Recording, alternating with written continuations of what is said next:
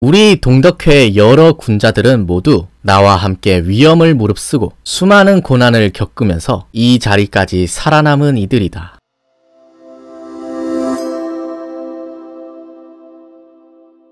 우리가 지난 정조극장에서 정조가 본격적으로 자신의 정치를 해나가기 위해서 자신의 조력자들을 만드는 과정을 살펴봤는데요. 그 대표적인 조력자가 서명선, 채재공과 같은 사람이었습니다. 그런데 이 당시에 정조가 또 한 사람 눈독 들이고 있었던 사람이 있었어요. 바로 그 사람이 이번 정조극장의 주인공인 김종수입니다. 이 김종수는 우리가 예전 정조극장에서 한번 등장한 적이 있는데요. 당시 김기주가 정조의 외가인 해경궁 집안을 공격하는 에피소드에서 등장을 했었는데 그 해경궁 집안하고는 사이가 굉장히 안 좋았어요. 그래서 실제로 해경궁이 쓴 한중록을 보면은 김종수에 대해서 굉장히 신랄하게 비판을 하고 있습니다. 해경궁이 김종수를 이렇게 평가해요. 김종수는 본디 세상을 속이고 맑고 깨끗하다는 이름을 도적질한 놈이다. 만고에 이런 뱀 같고 전갈 같은 동물이 다시 어이 있으리요. 그러니까 해경궁 입장에서는 자신의 집안을 공격했던 이 김종수가 당연히 좋게 보이지 않았겠죠. 그런데 참 특이하게도 이 해경궁의 아들인 정조는 오히려 이 김종수를 가까이 하고 싶어 했어요. 그래서 당시 정조가 이 김종수를 얼마나 총애했는지 해경궁은 당시의 상황을 이렇게 적고 있습니다. 김종수는 다른 하찮은 신하들과 달라 천고에 없었던 임금의 총애를 받았다. 정조께서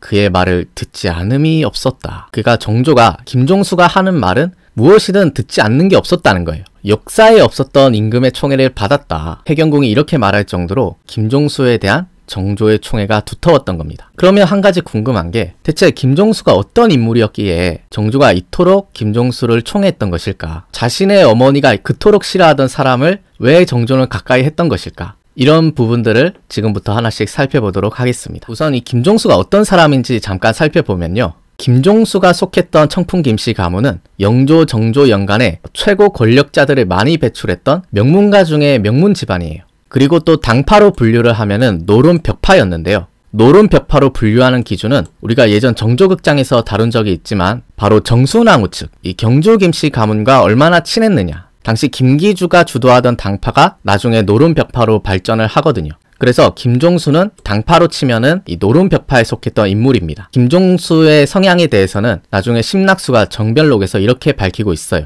김기주는 남당은 훗날 노론벽파가 됩니다. 이 남당의 본거지가 되어서 김치인을 믿고 의지했고 김종수를 이 남당 명맥의 핵심으로 삼고 있었다. 그러니까 김종수는 노론벽파 중에서도 핵심 중에 핵심이에요.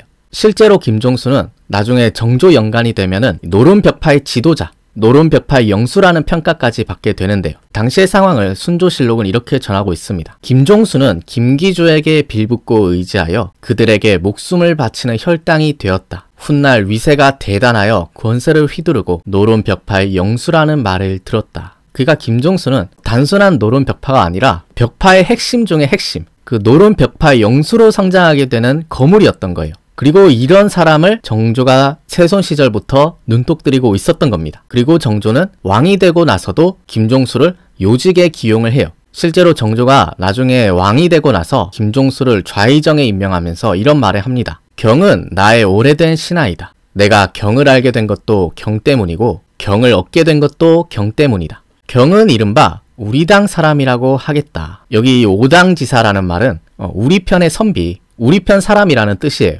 그러니까 정조는 그 노론벽파의 영수였던 김종수에게 당신은 내 편 사람이다. 넌 우리 당 사람이야. 이렇게 말을 할 정도로 김종수에 대한 신임이 두터웠던 겁니다. 그래서 세손 시절부터 정조가 그 노론벽파의 핵심이었던 이 김종수에 대해서 이렇게 우대를 해주고 총애를 내린 것에 대해서 의아해했던 사람들이 많았어요. 그래서 그 부분에 대해서 정조가 스스로 이렇게 말을 합니다. 내가 세손으로 있을 때 김종수를 우대한 일은 세상이 한번 크게 바뀔 징조 중에 하나였다. 그러니까 정조는 앞으로 내가 세상을 크게 바꿀 건데 그거를 상징적으로 보여주는 것은 바로 노론벽파의 핵심이었던 김종수를 우대하는 일이었다. 정조가 바꿀 세상에는 당색이 중요하지 않다는 거예요. 정조가 소론인 서명선, 남인인 채재공을 우대했듯이 이 노론벽파였던 김종수도 함께 가야 할 세력이라고 생각을 했던 것 같습니다. 정조는 자신의 정치 구상에 노론벽파를 포함시키려고 했던 거예요. 근데 그럼에도 불구하고 왜 정조가 이 노론벽파에게 손을 내밀었던 것일까? 왜 정조는 김종수를 우대했던 것일까? 이런 의문이 들 수가 있는데 당시 정조가 처했던 상황을 생각해보면은 그럴 수도 있겠다 이런 생각이 들더라고요. 우리가 예전 정조극장에서 많이 살펴봤지만 정조가 세력이 얼마나 약했습니까? 기껏해야 홍국영이나 정민씨 같은 측근 궁료들밖에 없었거든요. 근데 이 측근 궁료들은 힘이 미약한 거예요. 아직 이 사람들이 벼슬이 높은 것도 아니고 세력이 큰 것도 아니었기 때문에 정조 입장에서는 자신을 도와줄 또 다른 세력이 필요했던 겁니다. 그래서 당시에 정조에 고립되어 있었던 상황을 정조가 스스로 이렇게 밝히고 있어요. 당시 궁중이 얼마나 위태롭고 두려웠는지는 굳이 말하지 않더라도 알 수 있을 것이다. 나의 척리, 인척 중에는 울타리가 되어줄 사람이 없었고 궁 안에서도 나를 보호해주는 사람이 없었다. 그러니까 이 위태로운 세손 시절에 자신을 지켜주고 보호해줄 만한 어떤 세력 기반도 없었던 이런 상황에서 당시 궁궐내의 최고 권력자이자 또 든든했던 세력이 있었던 정순왕후 측의 노론벽파, 이 노론벽파의 지원을 정조가 기대를 했던 거죠. 실제로 정조는 우리가 지난 정조극장에서 살펴봤듯이 대리청정을 할 때 정순왕후와 손을 잡았었잖아요.